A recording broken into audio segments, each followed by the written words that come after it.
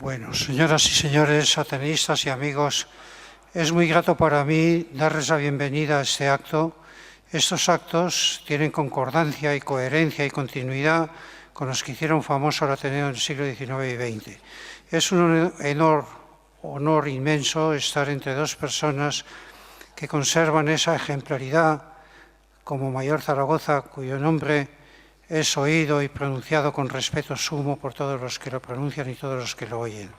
Lo es también estar con Antonio Chazarra y, como no, con nuestra entrañable María Victoria, que es la que coordina estos actos con tanto acierto.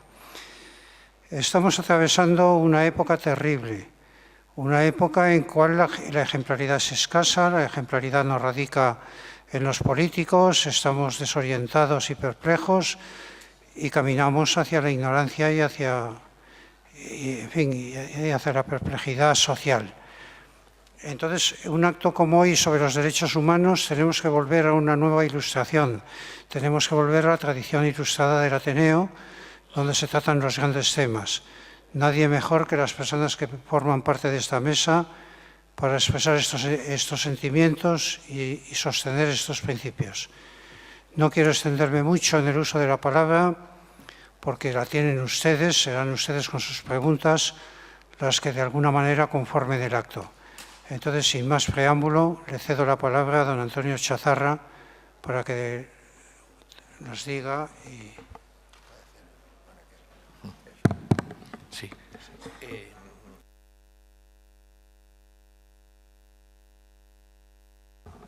Sí, buenas tardes. Mi intervención va a ser muy breve, puesto que don Federico ha anunciado que tiene cierta prisa y lo vamos a hacer en muy pocos minutos. Únicamente señalar que el momento que vivimos, todavía ahora sobrecogidos por la magnífica película que hemos visto y por la sensación de impunidad, de barbarie, de pisotear los derechos y las libertades, necesitan urgentemente que reaccionemos y que digamos que no. Yo creo que es el momento, entre otras cosas, del hombre rebelde, como decía Albert Camus, y que no debe haber de ninguna manera verdugos privilegiados, sino que se ha de criticar a todo aquel que se caracterice por pisotear, por la barbarie y por, digamos, por reducir a los seres humanos a una condición miserable y abusar de principios que son los que nos han hecho salir de la animalidad y merecer el nombre de humanos. Me preocupa extraordinariamente cuando estamos padeciendo epidemias que en buena parte tienen algo que ver con las que tenían lugar en el medievo y, por ejemplo, con motivo de la alarma generada por el virus del ébola, me causa especial indignación ver el tratamiento que se da a los subsaharianos que piden limosna o que venden pañuelos o que venden discos o películas, como si culpabilizando una vez más a las víctimas y dándoles un trato inhumano. Los valores y sobre todo los derechos humanos, toda la cultura de los derechos humanos está en franco retroceso y vemos cómo se están desmantelando derechos y conquistas sociales que costó mucho tiempo construir, que costó mucho tiempo levantar y que costó mucha sangre reivindicarlos. Hay quien defiende retóricamente los derechos humanos, pero también predomina la hipocresía y predomina el cálculo. Hemos oído en la anterior mesa todo lo concerniente al tráfico de armas, pero también no conviene, en esta zona no conviene denunciar o exigir responsabilidades a este país, porque la balanza de pagos, porque es posible que nos niegue el voto para esta otra situación. Y finalmente decir que ese hombre rebelde del que hablaba Albert Camus no es momento de pesimismos, y si hay algún pesimismo, que sea el pesimismo lúcido, que es capaz de creer en la acción, aunque la acción carezca de sentido o tenga un sentido dilatado en el tiempo. Van a oír a continuación a Federico Mañor Zaragoza, que es a quien hemos venido a oír, pero señalar que la educación, la investigación y actuar sobre el terreno para favorecer, ayudar, impedir esas muertes diarias de hambre, esa pobreza, esos umbrales que tienen a una parte importante de la población sumida en una infravida, hemos de hacer todos los esfuerzos posibles por evitarlo, y que la lucha por la igualdad, la justicia social y también un mundo sostenible siguen siendo tareas por las cuales merece la pena el esfuerzo y merece la pena pensar, comprender, pero pensar y comprender para actuar, para dar la cara y para ser decente. Muchas gracias.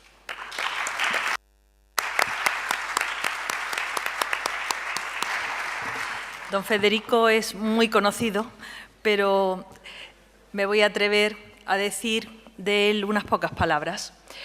Presidente de la asociación, de la Fundación Cultura para la Paz, es también presidente de la Comisión Internacional contra la Pena de Muerte, ha sido director general 10 años de la UNESCO, tiene un perfil científico y es muy apreciado internacionalmente, está en diversas asociaciones de la ciencia, y también es un gran político y, por supuesto, un gran humanista.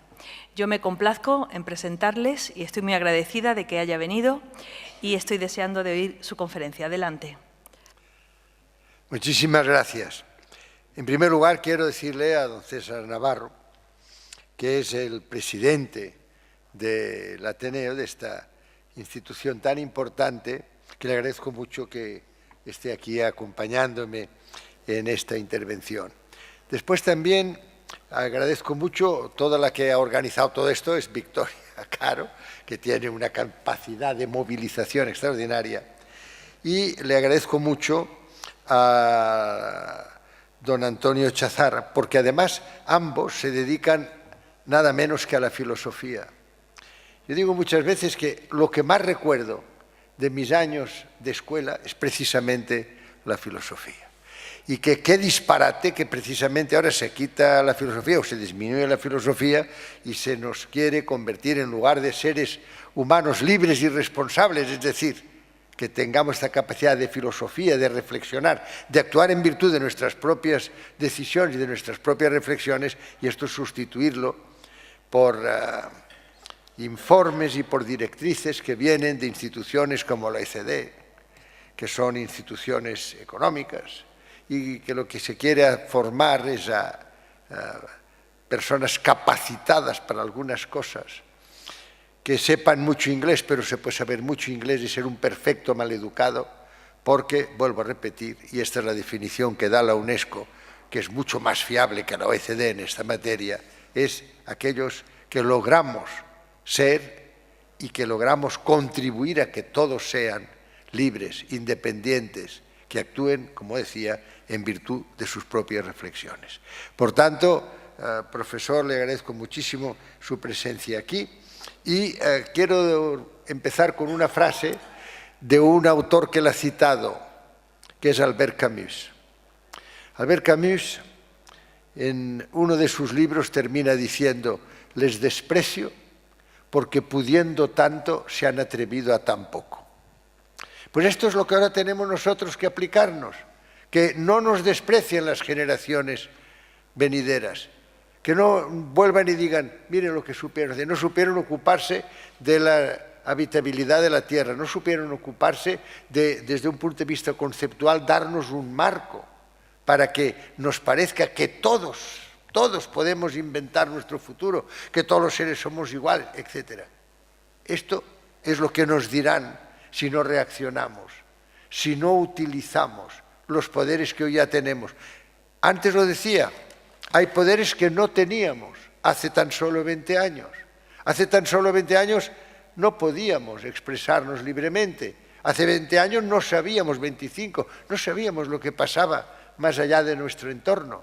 Era muy difícil saber qué es lo que sucedía en el mundo en su conjunto en tiempo real y por tanto no teníamos conciencia global, no éramos ciudadanos del mundo, éramos súbditos, éramos obedientes, éramos personas invisibles, éramos personas atemorizadas. Precisamente, fíjense ustedes hasta qué punto, antes se ha mencionado, el miedo ha sido tan relevante que en el primer párrafo del preámbulo de la Declaración Universal de Derechos Humanos se dice: estos derechos son para liberar a la humanidad del miedo. ¿Sabes qué? Es lógico, la humanidad ha vivido súbdita, la humanidad ha vivido sumisa, la humanidad ha vivido temerosa. ¿Por qué? Pues porque estaba confinada en espacios muy reducidos, llegaban los del poder y los del poder, sus designios debían cumplirse. Pero esto no hace siglos, esto hace unos años. Teníamos que, de momento, ofrecer nuestra vida sin discusión, sin rechistar a los designios del poder y otra cosa.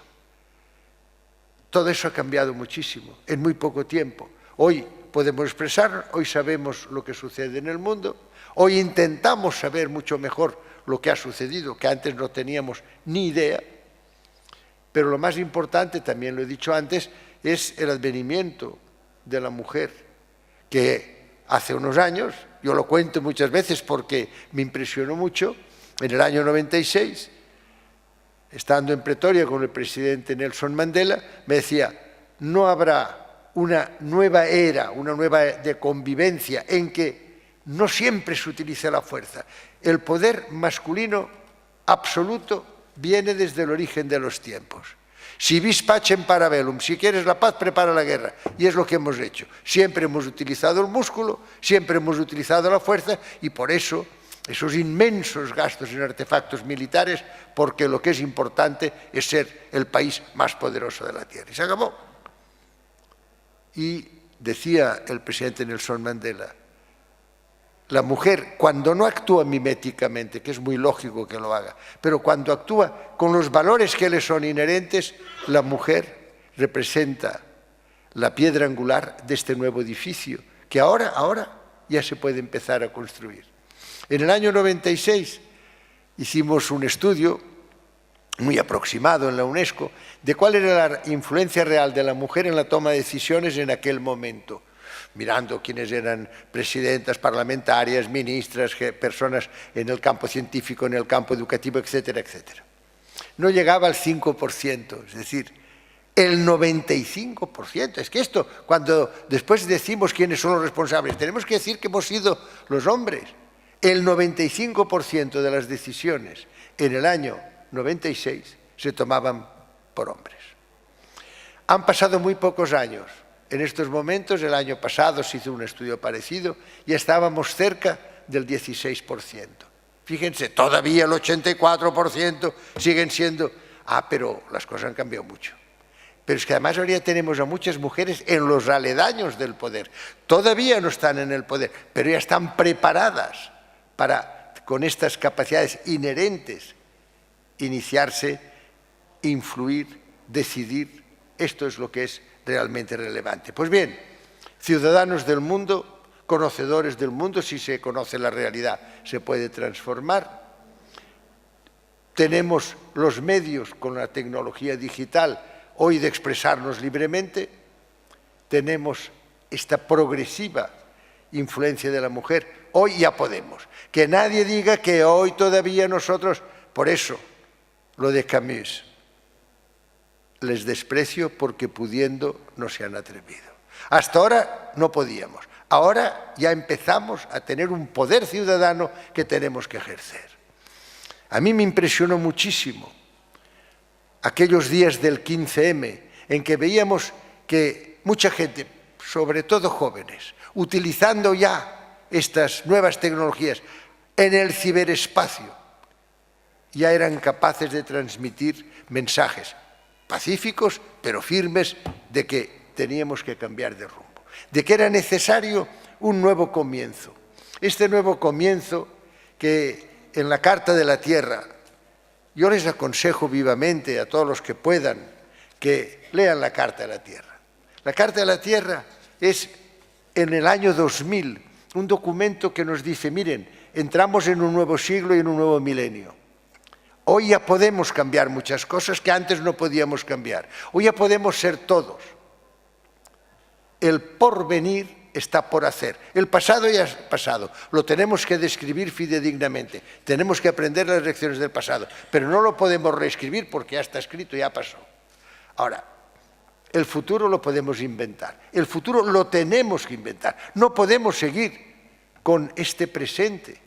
Con un presente, como antes les decía, de miles de personas que mueren cada día, de gastos inmensos en artefactos militares, de 85 personas, es un informe de Oxfam, no es algo mío, 85 personas que tienen más medios económicos que la mitad de la humanidad, que 3.300 millones de personas. No puede ser. No puede ser que haya esta profunda desafección progresiva a los que nos representan. No puede ser que haya mayorías absolutas. La palabra absoluto es la contrario de la democracia. No puede ser que haya esta vinculación, a veces subterránea, entre los tres grandes poderes, el poder ejecutivo, el legislativo y el judicial. Tenemos que cambiar muchas cosas. Pero ahora ya lo podemos hacer. Ya lo podemos hacer porque los jóvenes saben, sobre todo hablo de los jóvenes porque son las generaciones venideras, son ya hoy responsables y ellos son conocedores de que tenemos un poder ciudadano en ciernes que tenemos que llevar a la práctica. Es absolutamente indispensable para cumplir precisamente los derechos humanos. Los derechos humanos que fueron redactados por personas que en aquel momento eran verdad que eran personas occidentales, pero es verdad también que hicieron una cosa que ahora no se hace, y es que consultaron de una forma extraordinariamente amplia los borradores hasta llegar a la declaración, que es una declaración muy buena, todo es mejorable, pero es muy buena, que hoy tenemos. Y se lo puedo decir porque precisamente en el año 1990 encontré en los archivos de la UNESCO la respuesta que daba el Mahatma Gandhi al primer director general de la UNESCO, que era Julian Huxley, en el año 1990, y donde le decía que le agradezco mucho que me haya enviado este borrador, he hecho una serie de observaciones, etcétera, etcétera. Pues bien, para que comprendamos cómo estos derechos humanos pueden y deben ser realmente una base de comportamiento cotidiano, un referente para el comportamiento cotidiano. Y tenemos que tenerlos muy presentes porque de esta manera sí que podemos decir, todos somos iguales en dignidad, todos tenemos que ser libres. Y añade el artículo primero, y nos tenemos que comportar entre nosotros fraternalmente. Esta es una palabra que no gusta a veces repetirla y se habla solo de la primera parte. Estamos dotados de razón, somos libres, nacemos libres, pero nos tenemos después que comportar fraternalmente. Tenemos que tener esta relación, que además es muy bonita porque en castellano y también en catalán, esta es una buena coincidencia, el plural de yo es nosotros, nosotros. O sea que ya llevamos implícita esta relación con los demás. Yo también quiero advertir, y lo digo porque hay veces que oigo hablar de los derechos humanos y digo, este señor no se ha leído la declaración nunca. Porque hablan de los derechos humanos de una manera sesgada, como si fuera a favor de las tesis o de las formas de expresarse que tiene el que nos habla. No. El segundo párrafo, el primero es el que dice que es para liberaros del miedo, y el segundo párrafo, fíjense que es terrible lo que dice. Dice, y si no se cumplieran, si no se pudieran ejercer los seres humanos pueden verse compelidos a la rebelión. Es decir, que ellos mismos nos dicen, no se callen, no estén permanentemente sumisos, no sean súbditos, pasen a ser ciudadanos plenos. Podrían verse compelidos a la rebelión. Yo creo que ha llegado el momento hoy de vernos compelidos de una forma pacífica pero firme a la rebelión, a expresarnos, a inundar el ciberespacio de la opinión de los pueblos. Ya decía antes que qué bien que se decía nosotros los pueblos, qué bien que se haya dicho así, pero los pueblos no han actuado nunca. ¿Por qué? Pues porque inmediatamente dijeron, en lugar de voto veto, y había aquellos 5 países que mandaban, y esto se ha ido repitiendo después. Y ahora ya tenemos, al empezar el siglo y el milenio nuevos, ya tenemos nuevos referentes que se añaden a esta Declaración Universal. Precisamente para que se incorporaran decididamente a la educación, cosa que no se ha hecho. Es decir, que es mucho más importante para la libertad y para la responsabilidad el leerse bien y conocer bien en cada etapa, en cada grado educativo de una forma distinta, pero es muy bueno conocer bien estos derechos humanos. Y por eso, en el año 1993, siendo director general de la UNESCO, convoqué en Montreal, en Canadá, una gran reunión de maestros, de maestras, de pedagogos, de profesores, de sociólogos. ¿Por qué? Pues porque pensaba que era conveniente hacer un plan mundial para la educación en derechos humanos y democracia. Y ahí está el plan. Y este plan se ve que no interesa, claro, a los que no quieren que haya un ejercicio pleno de los derechos humanos, ni quieren que seamos personas que actuemos en un contexto democrático. Por eso, todas estas cosas, pero quiero que sepan que existen y que además es un plan de acción realmente extraordinario. Estos son las personas educadas. Estas son aquellas personas que saben lo que significan estos principios democráticos tan bien enunciados en la propia Constitución de la UNESCO. La justicia, la libertad, la igualdad y la solidaridad. Y se dice solidaridad intelectual y moral.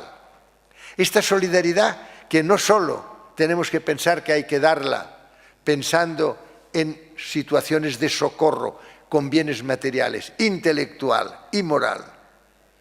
Y una de las expresiones mejores de la solidaridad que existe hoy es precisamente esta solidaridad en la experiencia, en compartir, en partir con los demás la experiencia adquirida. La experiencia es el balance de los aciertos y de los errores de cada una de nuestras vidas. Y esto es un valor formidable. Ahora que esta longevidad ya es muy notoria en la mayor parte de los países, qué bien que tengamos precisamente esta posibilidad de compartir intelectual y moral, compartir nuestra experiencia, compartir nuestras opiniones, compartir una serie de vivencias personales que pueden ayudar a los jóvenes, que son los que tienen las alas fuertes, que son los que pueden volar alto, ayudarles a que puedan volar alto, darles nosotros este resultado de nuestra propia vida, esta experiencia de nuestra vida. ¿Qué dice la Carta de la Tierra al empezar? Fíjense que es muy importante porque nos dice, ustedes tienen que ser responsables. Dice, estamos en un momento crítico de la historia de la Tierra, en el cual la humanidad debe elegir su futuro.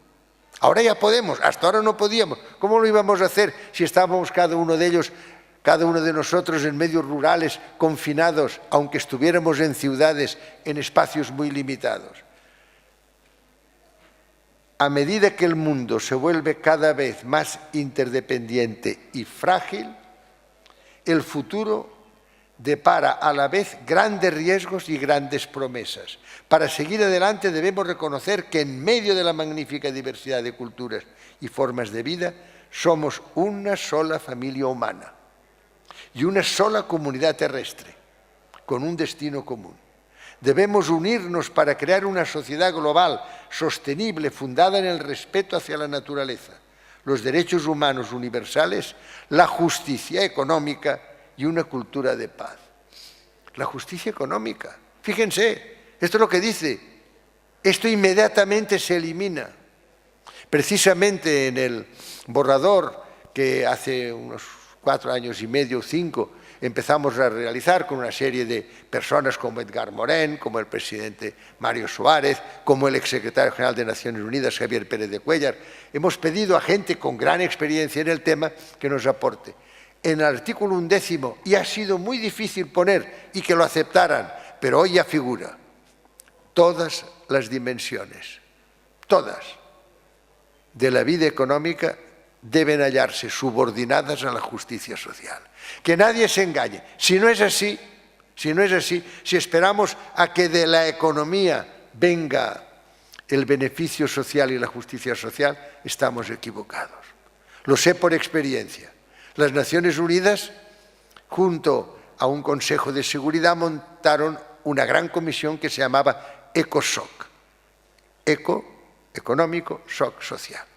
Si hubiera sido SOC-ECO, quizá hubiera sido distinto, pero al ser ECOSOC, al SOC no le ha llegado nunca nada. Todo se queda en el ECO, todo. Fíjense, en el año 95 yo llamé la atención precisamente diciendo, oigan, va a hacer 50 años de vida a las Naciones Unidas que siempre han sido rechazadas por el Partido Republicano de los Estados Unidos, no quiere saber nada de las Naciones Unidas. Esto de todos los pueblos, nada, unos cuantos tan solo. Pues bien, lo digo porque al cumplirse el 50 aniversario de las Naciones Unidas, nunca se había celebrado una reunión sobre desarrollo social. Había habido sobre desarrollo económico todos los que ustedes quieran. Sobre desarrollo social, ni una. Y entonces planteamos, hombre, no puede ser, además no vamos a hacer recomendaciones, vamos a adoptar lo que se llamaron los compromisos de desarrollo social. Ni uno. Se hizo la reunión en Copenhague, una reunión, nada, pero ahí están las semillas, ahora las podemos también nosotros cosechar, pero no se ha hecho nada. Yo recuerdo que, hombre, cuando en aquel momento yo podía, pues también tenía otra edad, pero cuando yo me dirigí al ECOSOC, dije, señoras y señores, miembro del ECOSOC. ¿Por qué? Pues porque es que era así. Vuelvo a decir eso que es muy importante, justicia económica. Eso lo tenemos en el primer párrafo de la Carta de la Tierra. Y después, esta Carta de la Tierra tiene un capítulo sobre respeto y cuidado de la comunidad de la vida, uno sobre integridad ecológica y otro sobre justicia social y económica, justicia social, ven aquí el orden, social y económica, no económica y social, justicia social y económica, para terminar con democracia, no violencia y paz. ¿Y qué dice el último párrafo? Empieza así: como nunca antes en la historia, el destino común nos hace un llamamiento a buscar un nuevo comienzo. Por eso yo he querido introducir, cuando Victoria me dijo que le diera un título, quise poner precisamente el nuevo comienzo. Es que es fundamental. Tenemos que tener un nuevo comienzo. Tenemos que pensar en que hoy, con todos los conocimientos que ya tenemos, con todos estos faros que nos pueden orientar, iluminar los caminos del mañana, tenemos que estar convencidos, como en este verso de Miquel Martí i Pol, que dice, todo está por hacer y todo es posible. Pero ¿quién sino todos? No puede ser que esperemos que estos sean unos cuantos los que cambien. Tenemos que ser nosotros los pueblos. Tenemos que ser los ciudadanos, tiene que ser el poder ciudadano el que cambie las cosas. No podemos esperar nada que venga de arriba, porque han pasado siglos y siglos y normalmente se ha utilizado solo la fuerza. Ahora ha llegado el momento de utilizar la palabra. Y esta gran transición de la fuerza a la palabra permitiría que al menos una parte de estos inmensos caudales que hoy se destinan al armamento y a los gastos militares fueran a parar a estas grandes prioridades. Estas prioridades que son prioridades establecidas hace tantos años por las Naciones Unidas y que por tanto se han dejado a un lado. Pero ¿cuáles son las prioridades? La primera es la alimentación. La segunda es el agua. No puede ser que haya todos los días millones de mujeres que tengan que ir, a veces haciendo equilibrios casi circenses, a buscar un poco de agua y después la tienen que hervir. ¿Qué es eso? ¿Qué es eso? Pues el agua, alimentación, agua, salud. Ya vemos ahora todo lo del ébola. ¡Qué escándalo! ¡Qué escándalo pensar que no miramos! Nos hemos especializado en no mirar hacia donde debemos. Y nosotros, efectos colaterales del neoliberalismo, no puede ser. No puede ser. Cuando uno tiene la oportunidad de ver estas cosas, cuando uno tiene la oportunidad de vivir estas tragedias, créanme que dices, no, yo tengo que ir a contar todo eso. Y lo tenemos que contar aun dándoles ya soluciones, pero lo tenemos que contar a nuestros descendientes, lo tenemos que contar a las generaciones venideras. Y tenemos que evitar que estas generaciones venideras se encuentren con que el planeta ha disminuido su habitabilidad. Es que es muy importante. Es que el planeta Tierra, estamos dejando, aquí lo único que importa es el corto plazo, la especulación. ¿Y qué está pasando con la Tierra? Pues que se está fundiendo el Ártico, pues que se está empezando a fundir el Antártico, pues que está subiendo el nivel del mar. Y nosotros, es que estos son, ya veremos, son procesos que se llaman procesos potencialmente irreversibles. Precisamente porque durante muchos años trabajé en la prevención de la subnormalidad infantil, yo sé que lo que nos interesa, sobre todo cuando hay momentos de no retorno, en que ya no hay nada que hacer. Este niño, que podría ser un niño totalmente normal o una niña, si se la trata a tiempo, en estos momentos, ya, aunque apliquemos el tratamiento correcto, ya no podemos, ya el daño es irreversible. Esto es lo que tenemos que tener en cuenta también con la naturaleza. Tantos informes, y otro informe, y ahora otro informe, y otro informe. Ya tenemos muchos datos científicos de diagnóstico. No, es que el diagnóstico no es perfecto. No hay más que un diagnóstico perfecto. Es la autopsia, pero es tarde. Y por tanto, no podemos esperar a la autopsia. No debemos, es una responsabilidad crucial la que tenemos de actuar. Pero inmediatamente nos distraen. Inmediatamente procuran que nuestra adicción al fútbol se vuelva obsesiva, que nos dediquemos solo a estar todo el día. Ustedes saben lo que es a veces ver la gente que durante la hora y media que dura un partido están tocando el tambor y gritando y tal. Hombre, pues uno piensa, qué bien si un poquitín de esta energía la aplicáramos a otros temas. Pero eso necesita que la sociedad en su conjunto reciba unas informaciones que sean fidedignas. Y no lo son. Esta es otra de las cosas que tenemos que tener muy en cuenta. Ustedes piensen, de los canales de televisión que hoy tenemos, ¿cuáles son los que dicen solo un poquitín de verdad? Miren ustedes de los periódicos que se publican. Incluso periódicos que eran antes más independientes, ahora ya lo son menos. No puede ser. La mayor parte de la prensa hoy es la voz de su amo. Los que pagan son los que hacen. No puede ser. Tenemos que saber lo que pasa para que no pase aquello que pensamos que no debe pasar. A mí me impresionó muchísimo cuando el profesor Bernard Long, un gran oponente precisamente a otro drama que estamos viviendo, que estamos tolerando, no sé por qué, que es la amenaza nuclear. ¿Por qué tenemos que vivir sabiendo que en un momento determinado toda la construcción de esta humanidad que ha ido inventando y que ha ido haciendo posible, todo eso se puede destrozar? ¿Por qué? Pues porque tenemos las bombas atómicas, no sé cuántas ojivas, no sé cuánto. Y además unos países que se permiten el de momento decir sí, a este no, que reparten las bombas atómicas como si fueran caramelos. Hay una amenaza nuclear, que es otra de las cosas que tenemos que decir que no. Queremos seguir viviendo con estas amenazas. ¿Por qué? Pues porque queremos tener unos futuros muchos futuros, porque no todo el futuro tiene que ser. Al contrario, cada persona es única. Cada persona humana es única. Y es capaz de crear, y es capaz de inventar su futuro, y es capaz de expresarse y de argumentar. Todos están dotados de razón. Pues esto es lo que hoy nos incita esta Carta de la Tierra, es lo que nos obligan a pensar estos derechos humanos. Fíjense, dice, considerando que la libertad, la justicia y la paz en el mundo tienen por base el reconocimiento de la dignidad intrínseca y de los derechos iguales e inalienables de todos los miembros de la familia humana. Pues esto es lo que tenemos que decir. Todos somos iguales en dignidad y no podemos aceptar que sigamos viviendo ante estas amenazas, viviendo ante este olvido, este deterioro que puede llegar a ser irreversible de las condiciones de habitabilidad de la Tierra.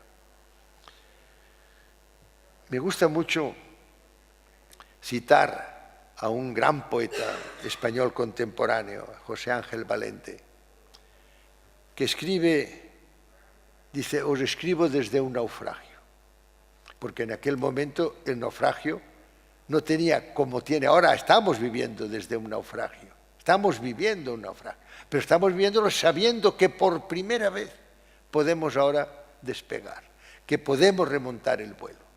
Él dice, os escribo desde un naufragio, desde lo que hemos destruido ante todo en nosotros, en la misma especie humana. Os escribo desde los niños infinitamente muertos, pero os escribo también desde la vida. Os escribo también de un mundo venidero. Pues esto es lo que hoy podemos ofrecer como experiencia y como legado a la gente joven. Hoy les podemos decir, el futuro es vuestro. Además, vosotros manejáis muy bien, vosotros ya habéis, y nos lo habéis demostrado, que sabéis expresaros, que sabéis reaccionar presencialmente y de forma digital. Ahora ya les podemos decir, el futuro puede inventarse. Podemos cambiar el futuro. ¿Y este futuro qué tiene que ser? Este futuro tiene que ser un cambio radical de una cultura de violencia, de imposición, una cultura que se basa normalmente en el dominio y en la guerra, a una cultura de encuentro, de conversación, de conciliación, de alianza, una cultura de paz. Fíjense ustedes qué cosa más sencilla. Es pasar de la fuerza a la palabra, de la resolución por las armas y por el músculo, a la palabra, a hablarnos, a entendernos. Cultura de paz y de no violencia en lugar de la cultura de guerra, del vis pacem para bellum, que ha sido toda la vida desde el origen de los tiempos, lo que ha impuesto este dominio masculino que siempre al final se inclina por la fuerza. Pues bien, tenemos unos derechos humanos, tenemos hoy ya una declaración y plan de acción de una cultura de paz desde el año 1999, la Asamblea General de las Naciones Unidas. ¿Y ahora qué es lo que nos falta? Ahora nos falta decir que esta democracia, que solo nos cuenta cada 5 años, pero que después no nos tiene en cuenta, esta democracia debe mejorarse. Esta democracia debe reformarse y esta democracia debe ser una democracia genuina. Una democracia en la que sí que podamos decir nosotros los pueblos, tomamos las riendas de nuestro destino en las manos. Pero claro, vuelvo a repetir, esto no es lo que sucede habitualmente. Lo que sucede habitualmente es que vamos a las urnas y que conste que yo después de 35 años de abstinencia, en cuanto veo una urna me fascino. Pero tenemos que reconocer que solo las elecciones no llevan a una situación de democracia. Llevan, como ahora mismo tenemos un Parlamento donde hay una mayoría que está muy bien desde un punto de vista legal, una mayoría absoluta, la palabra absoluta es incompatible con la democracia y por tanto se aprueban una serie de cosas en un Parlamento teóricamente democrático, pero que no lo es. ¿Por qué?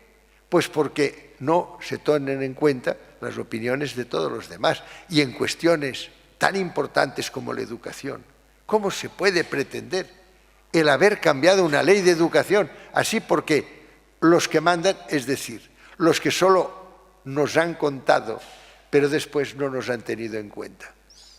Democracia no es ser contado, democracia es contar como ciudadanos.